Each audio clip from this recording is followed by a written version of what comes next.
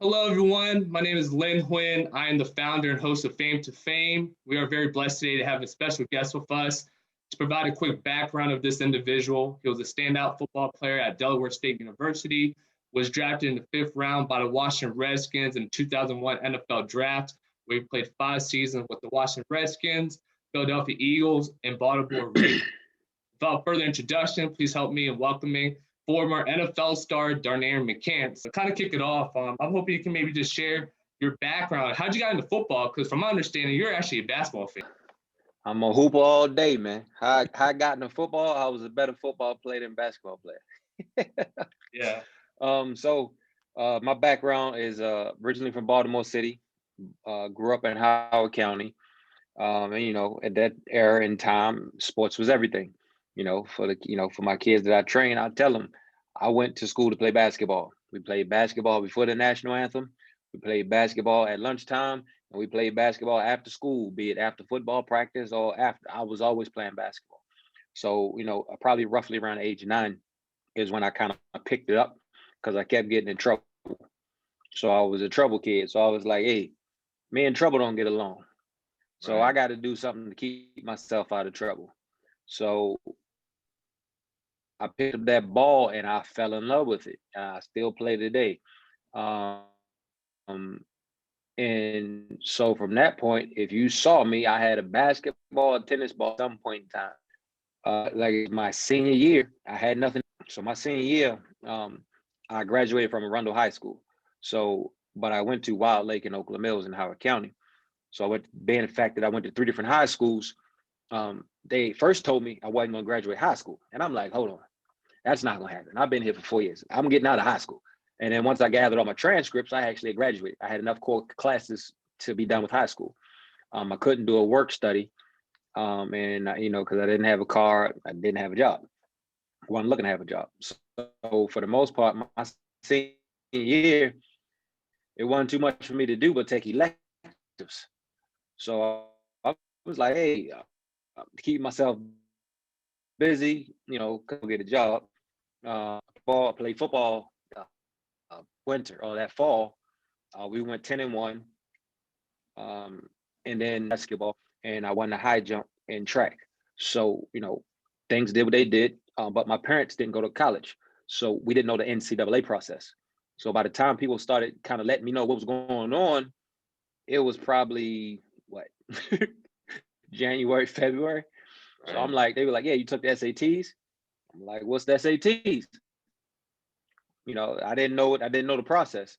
Because I thought, personally, I thought you could just walk up to the school because at that point in time, I used to go down, and play basketball on the University of Maryland campus. So I'm like, you just go there. You don't have to do all that stuff that you're talking about. Right. So I'm thinking you just walk on the campus, go to class, do what you do, and that's college. But obviously that wasn't the process. So I took the SAT one time because at that point in time I only had one school looking at me for basketball. That was University of Dayton, Okay. and I think I ended up with an 820, and they were like, "We can't get you into Dayton if you don't get at least higher than 20." So they were like, "All right, bet." Processing the information, processing my application, and then I got an email, or not email at the time, a mail stating that their center had died, and the guy that passed away was supposed to go pro. So they was like, we have to go out and get now a center and 2 forwards just to replace this guy. So obviously he was a bad man. So I'm like, all right. They was like, hey, you can still come up and just pay for the first year and we'll take care of you the second year. It was like $30,000. I was Right. like, my parents can't afford that, and I Right. didn't know anything about loans, so I was only thinking straight cash. Right. So I'm like, no, that's not gonna work. So then we kind of backed out. My stepdad was like, hey, would you mind playing football? I was like, dude, I don't care what I play. I just want to play a sport. Like I'm just a Right. competitor. That's what we did. Football, basketball, track. Football, basketball, track. That was what I did. Other guys went, baseball and lacrosse, so on and so forth. But the way we were taught is that you play sports all year round because you're the best athletes in the building. Right. So you actually benefit the whole So that was my thought process. I had pretty decent grades at the end of the day. Um, But so we finally got everything situated, and then we started knocking on doors. I was like, hey, I'll be a 6'1", 190-pound wide receiver. It wasn't that many in the league at the time. I think you had Moss, had T.O., had Keyshawn, Chris Carter, Right. Herman Moore. Art Monk was kind of bowing out, but it wasn't that many. It might have been one or two on each team, if that. Then my generation came up, and then we were the big generation after that. Then the guys were 6'1", 6'2", 6'4", and bigger. But for the most part, we were knocking. Went to all the local schools, we could. Then we found our way up to Delaware State University, and my stepdad, he kind of popped in my tape while they was all in the office, unbeknownst to them. And it was like, oh yeah, sir, no, well, you can't do that, sir. And he popped the tape in, and everybody got quiet. Right. Because nobody heard of me because I only played that 1 year and I wasn't being recruited. Because, like I said, I wasn't a part of the process. I didn't know the NCAA process. I wasn't going to camps. Football wasn't serious for me. I made varsity my sophomore year at Oakland Mills High, and I told them I didn't want to play varsity. They were like, "You serious?" I was like, "No, y'all too serious about football. I just want to have fun." Right. So I played JV my freshman and sophomore year, even though I probably could have played varsity. Yeah. Wow. That's awesome, man. Yeah, so that's how I ended up in the football world, man. Yeah. Yeah. A lot of things you kind of touched on. I definitely wasn't at the level you were, of course, but I played, growing up in youth, up to the way to high school, and I was the same way. It was, played 3 sports all around the year. For one reason, stay out of trouble. 2, it's all my friends did it, and it was fun. So I definitely attest to that. You were a walk-on, from understanding, at Delaware State, and you actually got a scholarship through that. To me, I think it's tough already for anyone, even if you're a scholarship athlete, to get your name on the roster, to kind of find playing time. But for being a walk-on and working your way, I think that's a tremendous story. Can you kind of talk about how was that process, kind of getting and putting a name for yourself? The era I came up in, competition is what we did. There was no, like I said, my freshman year in high school, I went out for varsity. I was only 5'8", 130 pounds. I didn't know any better, right. Because the guys that were around us, they told us we had to be wildcats. They was like, oh no, you work with us, so you have to play at this level. There's still physics. 130-pound 14-year-old should not be on the field with 18 and 19-year-old kids. Yeah. I wouldn't advise that. But for the most part, that was always my mindset. So even, like I said, my sophomore year, I went out for the varsity workouts, made the team, and didn't know it. Yeah. But that was just how I was programmed. So as a walk-on, it appeared that I was recruited because some coaches started taking credit for recruiting me. So a lot of people didn't know I was a walk-on until after I either graduated or made it to the pros. And I'm like, no, dude, I walked up to Delaware State. Delaware State never heard of me. They didn't even, I don't even think I got a football letter. Like, everything was basketball. It was a lot of Division III, Division II basketball, right. The replica letters. It was only one I got personal was from the University of Dayton. So that's why I took them serious. Everybody else, I'm like, this letter you could send to anybody, right. Dear athlete, that goes to anybody and everybody.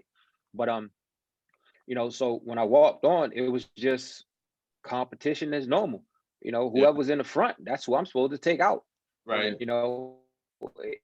It got competitive, and like I said, the smaller school, couple, you got to relax, dude. But I wasn't taught to relax. Everything we were taught was to go hard, and I will fight you for my position. But I had to realize it doesn't have a benefit of you fighting your teammate. Yeah. But it wasn't the fight to, okay, I'm mad at you, let's fight. It was like, no, I'll take your position, and only time I would be much on the field. I'm really nonchalant off the field. I was taught it's a battle. I'm not trying to fight you to hurt you. Right. No, I'm gonna fight you to let you know I'm not gonna back down from this position. It applied when I got to the Redskins with Michael Westbrook. Westbrook was 6'3", 225 of man muscle. Right. And I was aggressive till the coach was like, hey man, ease up. He'd be like, man, you gonna start something, but like I said, I had to understand the business of it. But like I said, we would fight each other. but it wasn't nothing to us, Right. you know, because that's how we was raised. We would fight each other and then go play video games, you know, because it was just about the competition. It wasn't that I was mad at you. It was like, nah, dude, I'm gonna take your spot, and I'm gonna take your spot, and I'm gonna take your spot. Right. So you know, when I got there, you know, I think they ended up redshirting me because, like I said, the coach that was there, he actually ended up going to the Browns. Coach McCray, he told me, he was like, look, man, we'd rather much have you at 21 than 18. Right. And at 18, you don't get that because I had never came off the field. Like in high school, I played all phases. I didn't come off the field unless I was tired. And 9 Right. times out of 10, I really wasn't tired. Right. You know, if I needed some water, I get some water. But once again, the way we were programmed, you don't Yeah. come off the field. You Right. know, if it was a timeout, you get your squirt and you go play. If it's, you Right. know, halftime, you get your squirt, you go play. So it was just the mindset that we had that you don't come off the field if you're good. You know, if you're one of the top players don't come off the field. So I felt like I wasn't good if you pulled me off the field. Like you want to see me cry, tell me I can't play. So, you know, that's pretty much how things transpire. And then, like I said, I had a partial. So I was on dual scholarship. So I Okay. had partial football and I had partial track. So like I said, I had won the states in high jump. So the track coach had gave me some money. So from, you know, the winter through the spring, I'm on the track. You know, I did all the track workouts, but I was a high jumper. That's why I made the points. So coach knew I was going to get points for him. So he didn't put too much stress on me about running and competing. When did you really feel like you were ready for next level, or when did people approach you saying, "Hey, you could probably make it to NFL"? It never happened because I never thought, my thought process was never a pro level. My thought process was, so what I've just found out in psychology class, that I'm considered to be present. So I'm the type of person that's always in the now. Like Right. the past has already happened. I'm not going back there, and I really can't control anything in my future. Only thing I can control is right now. So what I would do is work myself to death within my time period of consciousness. So whatever day I got to live, whatever day, you know, opportunity I had to get myself better, I will work on it. You know, and most 9 times out of 10, it was just physical. I didn't get the mental aspect till a little later. So to go pro, it was buzz about it. But my junior year, they didn't play me. My junior year, I had 9 catches for 333 yards and 2 touchdowns, but they never gave me the ball. So I mostly played special teams. And you talk about going pro. If I play my junior and senior year, I really believe I get drafted probably second or third round. But I only played my senior year because they held me out my junior year. But that's just how I feel about it, because it only makes sense that if I led the nation in touchdowns my senior, what would have happened my junior year if they actually threw me the ball? So the whole process, you know, I didn't get that belief from my coaches. It's still installing teams, man. You could probably play at the next level. I took it with a grain of salt. I didn't care. My goal was to go to school, get my degree, and go ahead and be an educator. So it never really was like, oh yeah, I'm gonna go pro. Right. The reality of it is, I was actually going to take my last credits, but my mother told me to go back my senior year. I wasn't about, and if I don't back my senior year, I just become a teacher. Right. So I went back my senior year, led the nation in touchdowns, but even still, you know, 1 or 2 people came through, this team coming in. So by the time I finished all my workout, I had maybe half the NFL to come through, so definitely out. But the reality, it never set in my mind. My mind was, I have to be the best now. And then, like I tell kids now, it's like I literally worked to the point it paid off, because they said I was slow, so I worked on my speed. They said I wasn't good enough at that. I'm like, okay, well, I'm gonna prove you wrong. You know, so I took it and I ate it, and I was like, dude, you know, then it got to a point where, you know, what they call swag. I'm like, okay, if I'm not fast enough, then catch me. If I'm not strong enough, tell your strongest man, outlift me. You know, because then that's what it became. It was like, dude, y'all suck. Y'all can't stop me. And it just became a mindset. Like I said, by my senior year, I literally felt that nobody could stop me on a football field. Yeah, that's awesome, man. I mean, I think just hearing from what you just shared, that just there's no excuse, right? It's about getting that opportunity. When you get the opportunity, you don't know when you're gonna get it again. Just make the use of it, and that's something that you definitely did. So talk about draft day. Did you hear from the Redskins in the coming days? Like, did you know you're gonna get drafted? No, I did not know I was going to draft it. Everybody, considering I was at a black college, told me that the most I was going to go was free agent. They was like, man, just get ready for a free agent. They'll make sure you're in shape. Just be ready for a free agent. They'll make sure you're going to get shape. Only person that was really calling me every day was one of the scouts from the Jets. Like I was his golden guy because I reminded them so much of Keyshawn. So, Keyshawn had left and they were looking for another Keyshawn at the Jets. And I fit the mold. They used to call me Baby Keyshawn. So, I was going to be his guy. And I don't know if they get extra bonuses for bringing in drafts or, surprise players or whatever. But he would call me every time I did something. He's like, how you do? Because the one time I had the team work me out in the rain and they told me I couldn't put on spikes. But I'm like, and I asked him, I was like, dude, it was raining outside. Did they put that on the paper? He was like, no. So I ended up running like a 4.6 in the rain. All my times were just completely off from what I had previously ran, which can throw your draft pick off if you go from running a 4.3 to a 4.6, So he was like, you can't do that. You're supposed to tell him no. I was like, dude, I'm at a black college, man. What it look like me telling them I'm not going to run? Right. And he was like, but besides him, there was no indicators. The day of the draft, I was sitting in home playing video games in my parents' basement. They just told me to wait by the phone. Day one went past and played basketball, played video games. Day two, and they was like, yeah, you're probably gonna get picked up today. I'm like, okay. The Steelers had called, Philadelphia had called.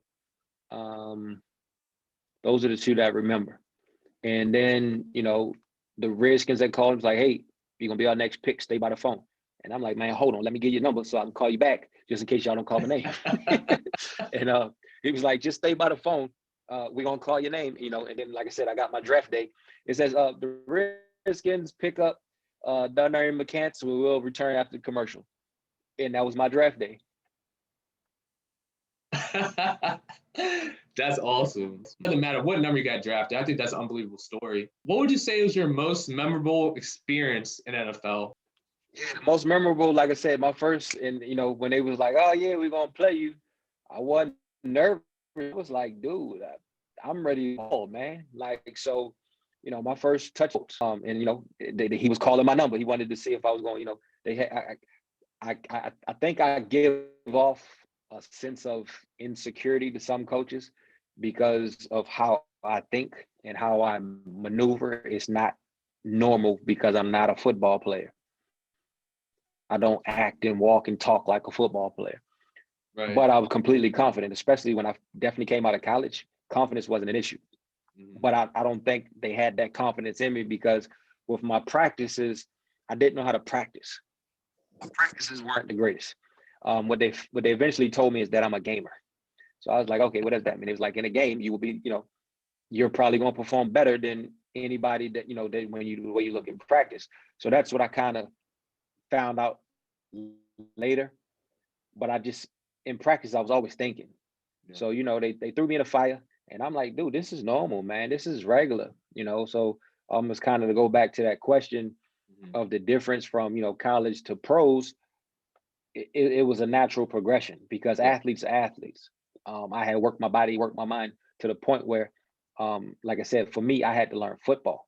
Athleticism was easy. Anytime I step on any field or court, I'm probably the best athlete. Mm-hmm. It's now, do I know the game? Mm-hmm. I can honestly say I didn't know football until I retired because it was give me the ball, I score. If I messed up, nobody cares because I just put 6 points on the board. And that was kind of what I found out later that, they tried to use that against me by saying, hey, you can't learn an offense. And I'm like, well, that's kind of ironic because I've been in the new offense every year and I've played every year. So how do you account for that? But like I said, if they want you, they'll find a ways to keep you. And if they don't, they'll find a ways to get rid of you. What I found interesting, what you just shared now, is that you said that you really didn't understand football until after your career. And something I really honed in on. I was watching some of your older videos, and you really talked about understanding the business side. Everyone has the athleticism, the natural ability, but it only takes you so far. But it's about the business side of it. Is that what you're referring to when you say that? And so can you kind of touch on that a little bit more? Oh yeah, I think if you ever watch, the one thing I can say is that athletes are passionate. You got AI back there. AI cry in a minute. Yeah. T.O. he'll cry in a minute. And you talking about two of the greatest athletes to ever touch a ball because they're passionate about what they do. Mm-hmm. So when I say the business, I'm very similar. Like I said, if I went down to that combine and I wouldn't have played, I wouldn't have understood why am I not playing? Why did you bring me down here if I'm not playing? Versus the business side. Hey, coach, how you doing? I'm Darnerien McCants. I go to Delaware State University. I'm so on and so forth. This is what I do. You know what I mean? Selling myself. I didn't understand that part of the business. Like I said, I really didn't start to talk until after like 21. And then they just can't shut my mouth now. But for the most part, I still don't grab the concept of meeting and talking to people for absolutely no reason. Yeah. Like it doesn't process for me in my head. Like if I'm going to talk to you, I have a purpose in talking to you. Like being an introvert, small talk doesn't work. Like, hey, did you see the game? I didn't watch football. Right. I didn't watch sports. I'm a nerd. I'm going to talk. I can talk to you about fashion. I can talk to you about music. I can talk to you about science, history, politics, religion, sex. Like I will fall in those categories before I fall into sports. Right. Sports was just something that I could do, something that Right. was fun, something, I got to get that competition off of me because for whatever reason, it's in me. Like I don't like losing. Yeah. I can't stand losing. Even as a coach now, it irks the hell out of me. But for the most part, like I said, I don't understand small talk. Like, what are we talking about? What are we talking for? So that process I never got or understood. And when I say understanding the business, it wasn't until, like I said, after the fact to me understanding football, going across the field, shaking coaches' hands, talking to other coaches, because now that's 32 other teams. Yeah. So if I get let go and I got a friend on another team, Yeah. hey man, that guy McCants, man, we might need to bring him in. Because that's the business. Because as you saw, Rex Grossman, really? You bring in Rex Grossman for what? Because he was a friend. That's why they brought in Rex Grossman. Yeah. Because you can't tell me they brought him in to win. So that happens across the league all the time. It's the good old boy system. Yeah. I'm just not the good old boys. I'm not going to brown nose, kiss nobody, tail. I'm going to beat me 100 times. I'm a cool guy, but I'm not going to sit there just to smooch to try to get into a spot because I had a situation with one of the coaches, he made it seem like, football was everything. And I had to let him know football ain't nothing to me. Will I make the same amount of money? No, of course not. Will I survive? You're damn right. Nobody in my family had this much money. So if we can survive off $26 a week, I damn sure can survive off 100,000. So the understanding that concept and mindset, I've never fell in love with football, anything for that matter, that didn't have to deal with people. Now, if you talk about, helping people and saving people and working with people, then that's a whole different passion.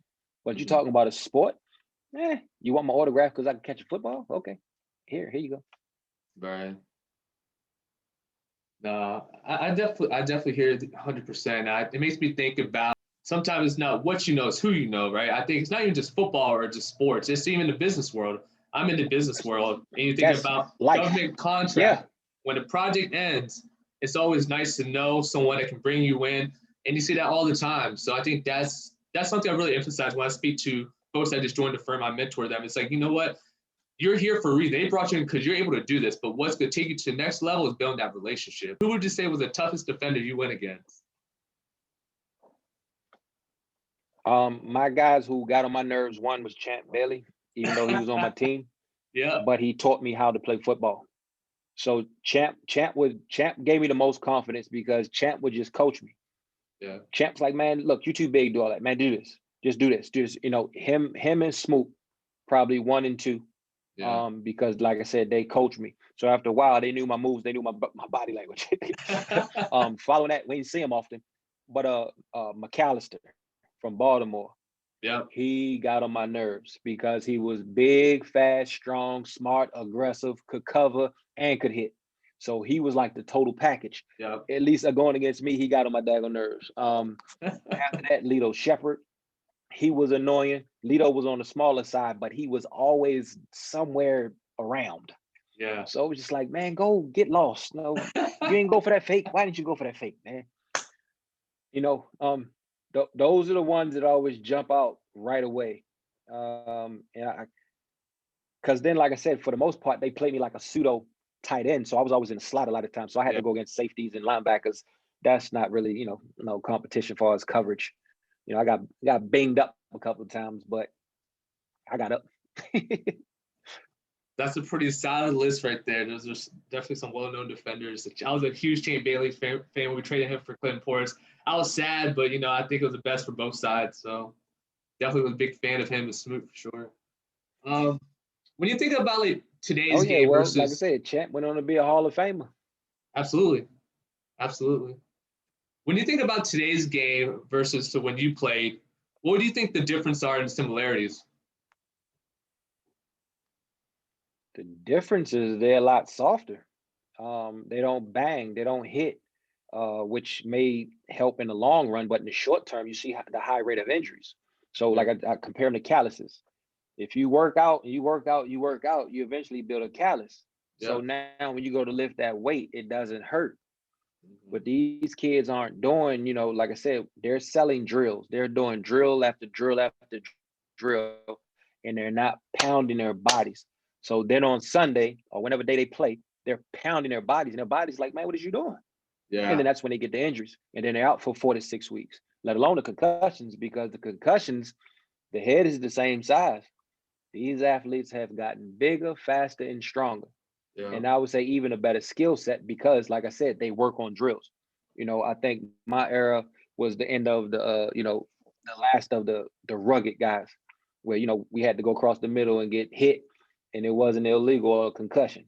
It wasn't no real head-to-head unless it was just blatant, Right. So, but that's the difference I see. Like I said, the skill level, the talent level, through the roof.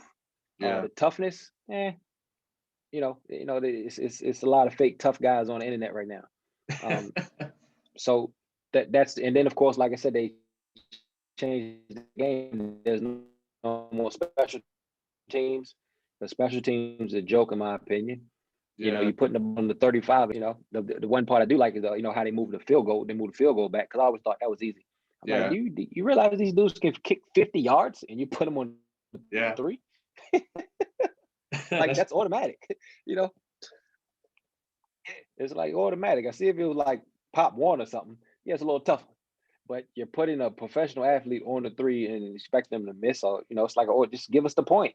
That's true. Yeah.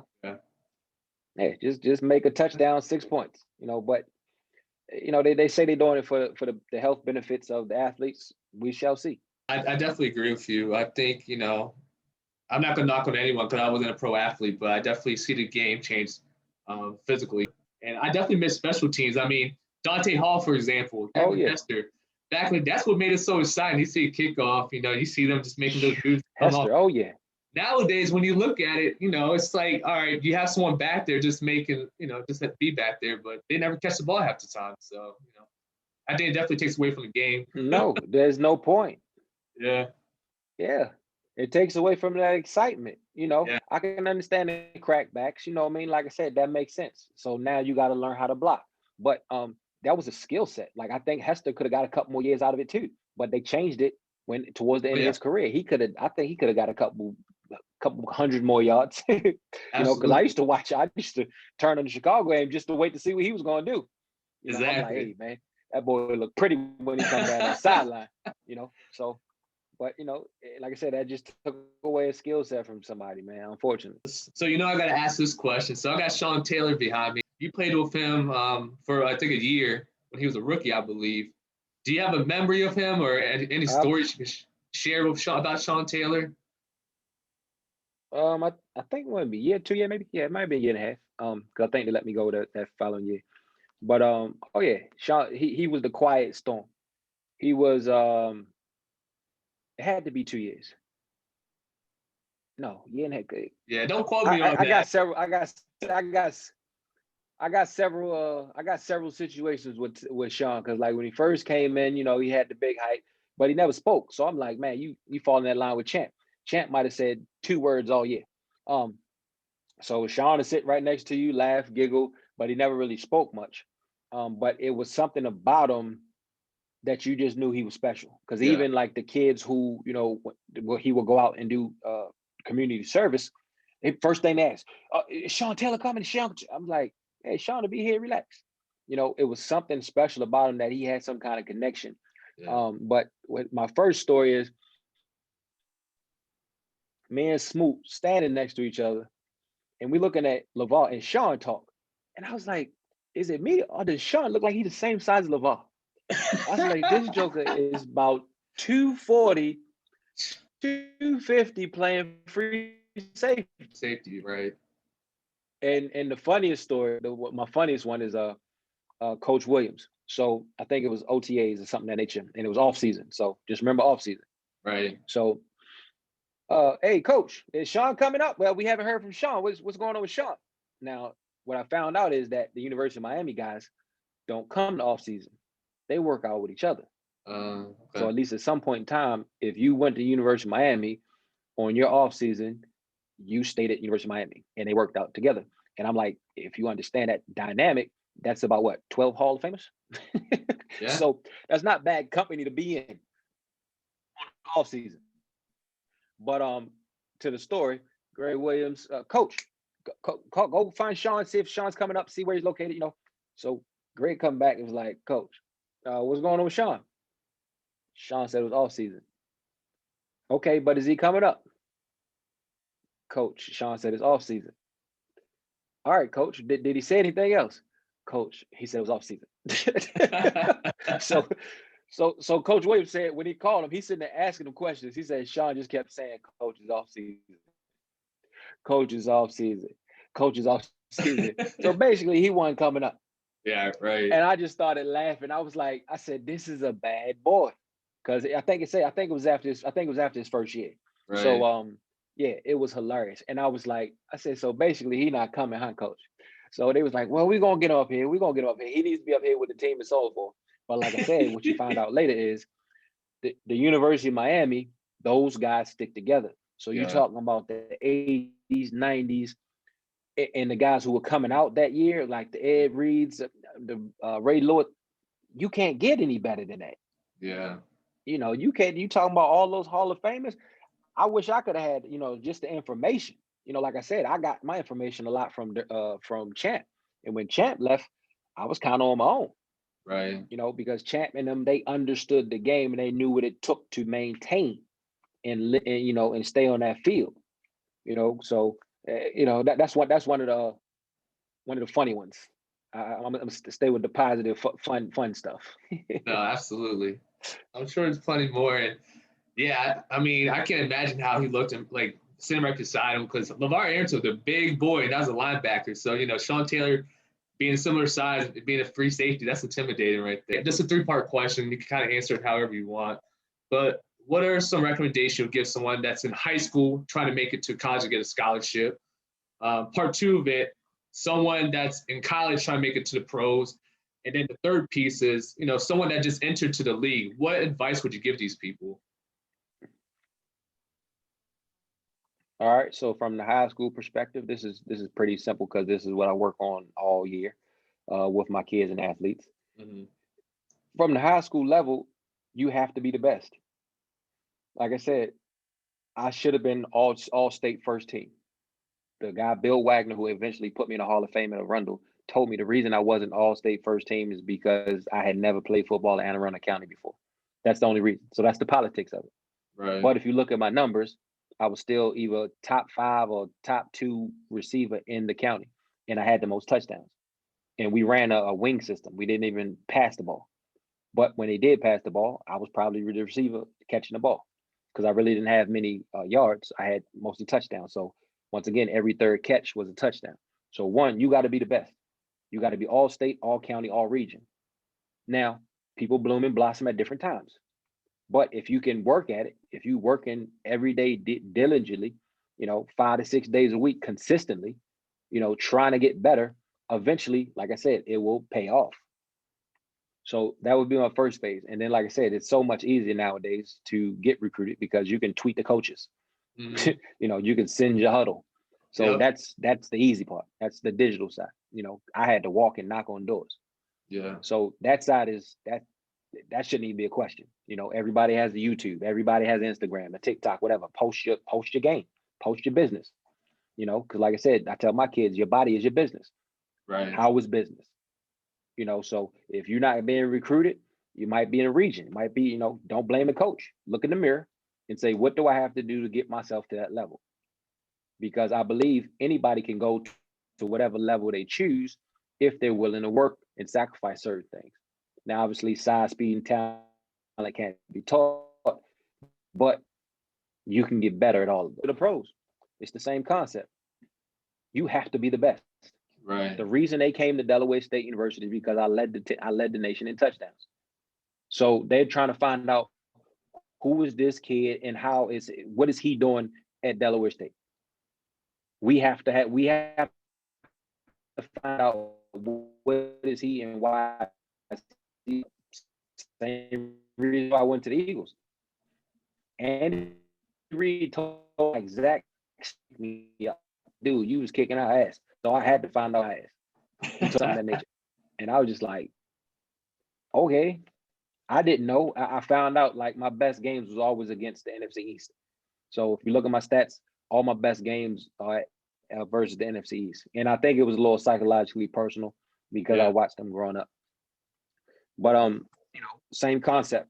Now with the pro level, you have different levels. Sometimes you have to be happy with getting a check. It's a small percentage of college athletes, 0.01%, that's actually going to go to the pros. And it's not even always about your ability. A lot of times, like I said, it's the business, who you know, who you connected to, and your opportunity. I was given an opportunity because if it was who I knew, who right now in the NFL not playing in a GM that's graduated from Delaware State, a president, a CEO, none.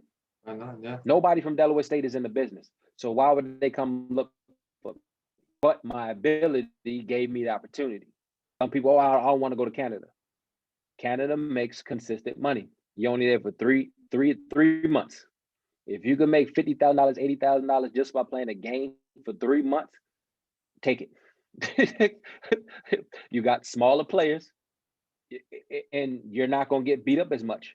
Right. I had to go against Takeo Spikes, 250. Jeremiah Trotter, 250. Dak Gwynn, 250. I had to block those dudes. My neck feels it every day. You see what I'm saying? Business-wise, of where you can play. Right. I'm not a big fan of the other leagues because one, they don't pay you enough, and two, they don't cover insurance. This game is dangerous, man. So like I said, if anything, it's other aspects of it. Become an agent, become a journalist. It's other aspects to this game if you want to be inside this game, if you want to be a part of this game, besides just being an athlete. Shoot, you could be equipment manager, quality control to get inside this game. But you have to make that decision sooner than later because, after 2 or 3 years of you not playing, the next generation is already coming.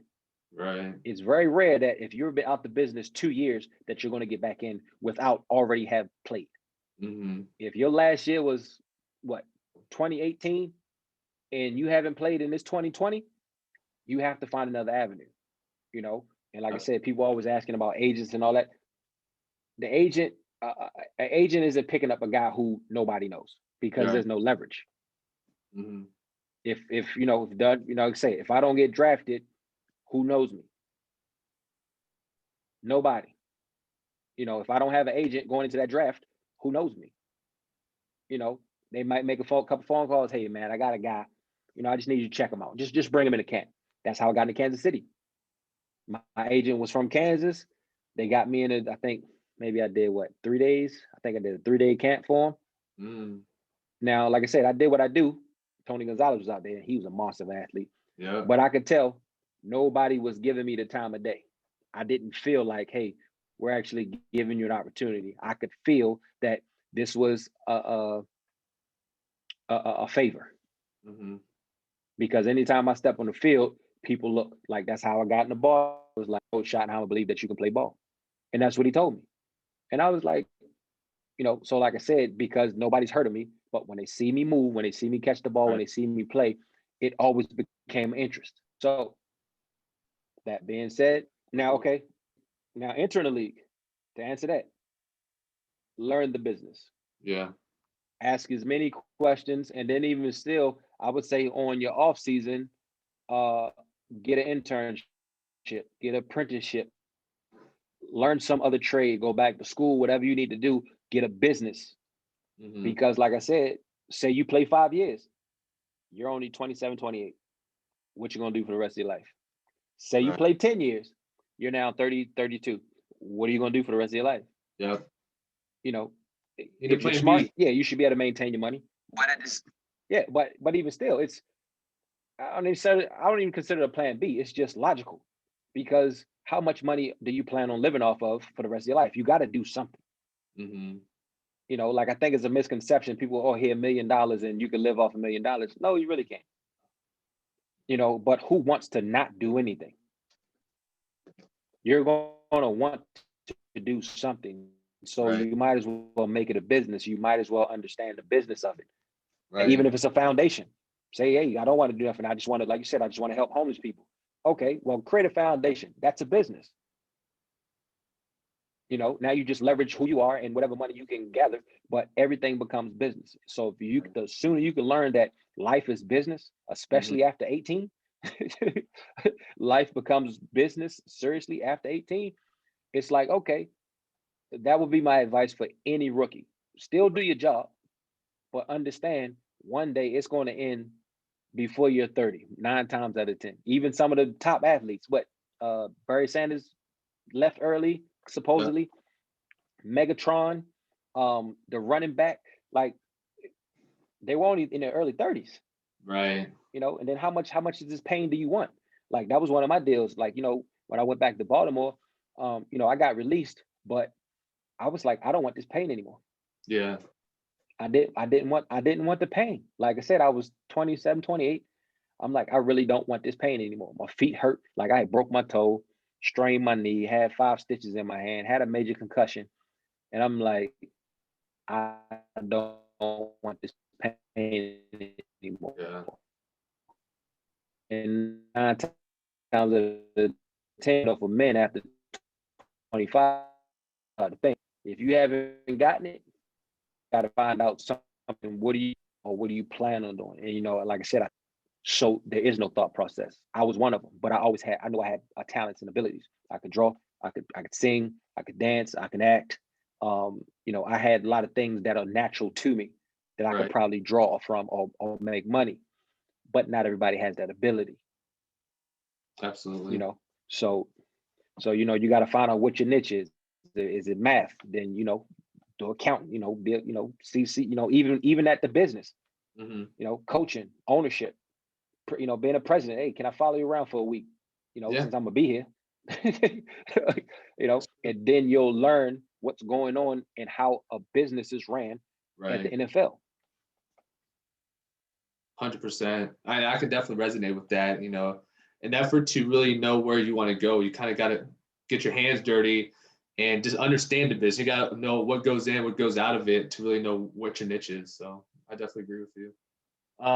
You talk about a lot about like Delaware State. You mentioned, think about who from Delaware State's in the business right now. And even for myself, I kind of like hire nobody.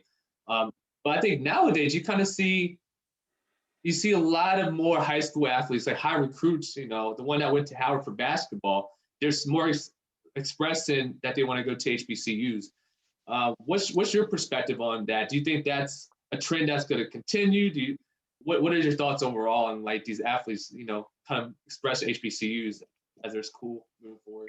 It's exactly what you said. It is a trend. Yeah. And trends are trendy. Trends are short term. Trends are not long term. Yeah. My personal opinion of that situation is until those black colleges until those conferences start to play in the billion-dollar business, which they call the NCAA, the billion-dollar business, which they call the NFL, until they start to put the $1 billion into athletics, it will continue to dwindle away. Because right now it's trending because of the people who had in power. So yeah, it's going to feel a lot safer to go to a black college if I'm a black male instead of going to a PWI where they got people hanging people and they got people walking around with tiki torches. I'm not sending my son there. Yeah. That doesn't even make sense. You know, if you have a different thought process, you know, and this majority of the country thinks like this, no, my son is going to be safer at a historically black college around people who have a little bit more like-mindedness. Right. So right now, like I said, it's a trend until the powers that be said, hey, 60% of the NCAA are black kids. 70% of the NFL are black kids. 80% of the NBA are black kids. Those are $3 billion industries. But yet they have not taken the time to say, hey, why is there so many black children in all these sports and where is the money?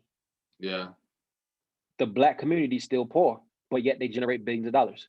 HBCUs are still poor, but yet they generate billions of dollars. So where's the money? So if it's not going to the communities, these young black boys, because they're all under 25, they're 18 to 25, that's a child.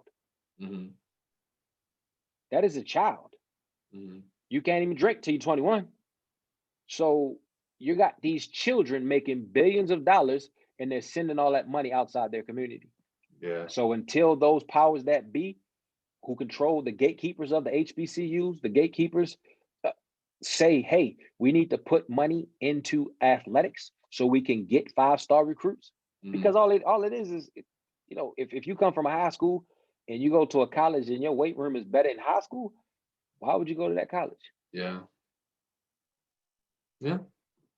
You know, if you can't get the same get school, and like you supposed to get better. My experience from what I saw, HBCUs put more into their academics than their athletics when it's proven that NCAA, NFL, and NBA make billions of dollars off of black athletes. You know, being from the DC area, a lot of people always say, you know, I got to get out of here. I'm bored of this place. My perspective, anywhere you're at, you're going to get bored of the place. It's just anything. You kind of got to get out. That's why traveling's nice, kind of doing different things. But what's kept you in the DC area? And if there was like a selling point to tell if someone was wondering, hey, why should I move to DC? What's your reasoning for it? And like, what's your favorite hangout spot in DC? Well, I'm married now, brother. I ain't hung out in about 20 years. Well, I'm talking about like, you know, like going, like for me, like going to Georgetown, right? I love Georgetown. That's like my selling point. Hey, if you're in town, check out Georgetown, the war. But like things like that, right? Like I say, for me, it works for me, one, because I'm from here. Yeah. But two, it's a big little city. Yeah. So, you know, like I said, I've been in New York. You could get lost in New York fast. Yeah. You know, New York is fast and aggressive. And if you can't keep up with it, you know, like I said, that statement is, if I can make it here, I can make it anywhere. Yeah. Believe that to be true. You know, Philly, it's like boxing. Keep your head on the swivel and protect yourself at all times. So, you know, so for me, once again, it was kind of a pseudo big city. It's real similar to Baltimore, but you know, like I said, the DC area, it kind of gives you what's the word? The word swanky. You know, it's a little upgraded. You know, you got to be able. You can't just walk in any place with anything on. Yeah. You know, you gotta show that you got some kind of class. You got to show that you got a little bit of money. You know, and that keeps away what they call the riffraff. You know, because I don't like walking out the side of the club and getting shot. That's just not something I want to do. You know, I don't try to be in those places where, you know, you don't know somebody's going to commit a homicide. I'd rather be in a place where, you know, you might be able to meet somebody who can actually benefit your life. You know, that was one of the things I like. Like I said, I like doing events because I could actually talk to people and see people, you know, and like, oh yeah, I like what you do. I like you so-and-so, and I need you to come work here. And it became more, you know, relationship building because it's a lot of power out here. You know, Right. people doing a lot of big power moves, highly educated, highly funded. So that would be the reason to move to DC. If you notice, a lot of Redskins, when they come, they don't leave. Yeah, that's true. That's true. Yeah, that's the reason why I asked. You travel all over the world, I'm sure, all over the country, and I see you. I know Santana Moss in there. There's a lot of folks that still in there. So I always wondered that because I know a lot of friends and people I know. They're like, I'm ready to get this out of this area. For me, being from this area, I love it. The jobs are here. There's always something to do, and the beaches are close by. The wineries are close by. The mountains are close by. Yeah, a little bit of everything. And New York, go to fly down to Yeah. Miami. So I definitely hear you on that. Well, if it being a new year, 2021, crazy to think that, a couple days in, what's something that you have planned and you want to accomplish this year? Plan, like I said, I'm present. I'm planning, every day is I try to explain people my mindset. So as I've grown, time doesn't exist. Mm-hmm. All I have is 12 to 18 hours of consciousness, right? Before we generally go back into subconscious. Right. So ideally, long term, I have something called the Finding Me Foundation, which I'm fighting literacy. I'm fighting delinquency through literacy. So what they found is that kids who cannot read before the fourth grade end up delinquents, on welfare, or in jail. So to eliminate that, and not necessarily probably won't get eradicated, but to reduce that population, I have a foundation, which I end goal is to create my own sports and learning complex. So, pseudo school athletics, because from my perspective, they completely taken athletics out of school. Everything in school now is recreational. Mind can only pay attention for 30 minutes. Yeah. Fact. They've proven it. I've seen it. So why are you in class for an hour and a half? Mm-hmm. And then they don't have recess. Like a 10-minute recess, that's a warm-up. You're talking about children who hormones are through the roof in every direction.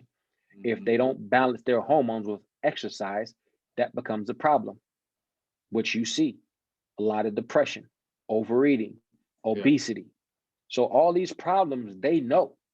So my deal would be to correct them. So get my, very similar to LeBron and every other athlete who's created their own school, but mine will be geared towards athletics. I feel with athletics, you have to understand the concept of team. You have to understand the concept of when it comes to athletics. I didn't care if you was black, white, Asian, gay, straight, fat, ugly. I want to know, can you hit that jump shot? Right. That's all I wanted to know. When I threw the ball, are you going to catch it? So that's why I love athletics, because it's an engine of not worried about, oh, well, he's black. He definitely should be able to shoot this jump shot. Right. No, you don't think about that, because I know a lot of black dudes that suck at basketball and I don't want them on my team. Right. You see what I'm saying? So those concepts of life, in my opinion, apply through sports. And then even still, like I said, I'm more of a nerd.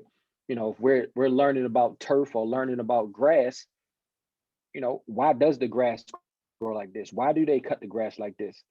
Having those kids come together, okay, he may be a better coach than he is a player.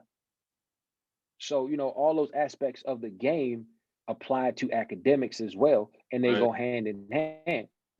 And then, of course, like I said, nobody said you had to be good. You just got to get out there and do something. Right. Because now we're working on your fitness. Now working on your health. Now working on how you're consuming food. That's the human side of it. Because you want to know why these kids are going crazy? Look how much caffeine is in everything. You got the monster drinks. You got I seen kids drink coffee. Why is a 12-year-old drinking coffee? No. So like we're feeding them and telling them all this poisonous stuff, and the rest of society just buying into it. So I'm like, okay, the only way I can correct it is to build my own facility. So when you come to my school, this is what comes with it. And that's the end goal for me as of right now. So 2021, that's just 1 year I'll get to put a brick to that mortar of building that building. That's great. Yeah, you've always, for myself being in this area, really following sports and what the Redskins players are doing, not only during their career but after. I definitely noticed that you're very actively involved and something I really appreciate. To kind of wrap everything up, what are some final words you would say for you building a foundation? How can people reach out to? I know you like mentor, coach kids. How can they reach out to you and work with you? I'm social media. That's the easiest way. I got a website, but I don't maintain it. Social media is the quickest, fastest way. You can find me at Coach McCants on Facebook. You can kind of find me at Coach McCants on Instagram. And then my foundation is called the Finding Me Foundation. Yes, we need donations. We're trying to build libraries. We're trying to get inside the schools if school opens back up, and start our program. Like I said, our program is trying to get young people to read more often and Yeah, have fun reading, because you'll hear kids, oh, I hate reading. And, but they read these phones all day. So just trying to make those adjustments and get them to understand the concept and the purpose of reading. So that's how you can find me at Coach McCants anywhere. Punch in Darnerian, you can find the music. I'm not hard to find. I always tell people, if you really want to find me, I'm not hard to find. I'm not absolutely. hard to find by any means. So, and then of course my personal training, McCants Athletic Club, sports performance training, my SPT. So, whatever you want to find, whatever you're looking for, work on wide receivers, work on all skill levels, all skill sets. Because the amateur level is basically learning a lot of the basics. So Yeah, until you start really climbing that ladder, you got to get the fundamentals and the foundation. absolutely. Thank you so much. Definitely appreciate your time. First and foremost, thank you for sharing all that inside scoop. Again, I learned a lot today. I think a lot of people will as well. Oh yeah, man. Thank you. Like I said, hit me up anytime, man. Like I said, this is what I do. I try to stay busy, but like I said, I think, like you said, I'm full of information. So Yeah, I'm at the point where I need to get this information away before I expire. We lost a lot of people this past year. absolutely. Unfortunately, I lost a lot of teammates in the NFL and college for various different reasons. But I got the information. If you're looking for it, I'm willing to give it away.